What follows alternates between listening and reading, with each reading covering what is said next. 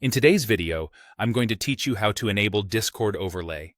If you've ever wanted to see who's talking, read messages, or quickly reply without tabbing out of your game, the overlay makes that super convenient. This walkthrough focuses on the desktop app, since the overlay isn't available in the browser version. Start by opening the Discord desktop app and let it fully load. Make sure you're signed in and on the main screen. At the bottom left of the window, you'll see a small gear icon next to your profile area. That gear opens User Settings. Click it to move into the place where all the app's controls live.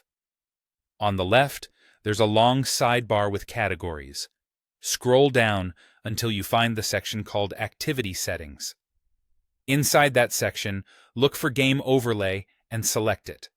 This page is dedicated to everything related to the in-game overlay experience, visibility, behavior, and the master switch that controls whether the overlay is available at all.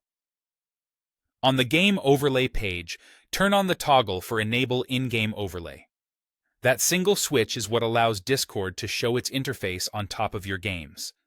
Once it's on, Discord can display voice indicators and message previews while you're playing, so you don't have to leave your game to keep up with your friends or your server. With the overlay enabled, it's helpful to know a few basics.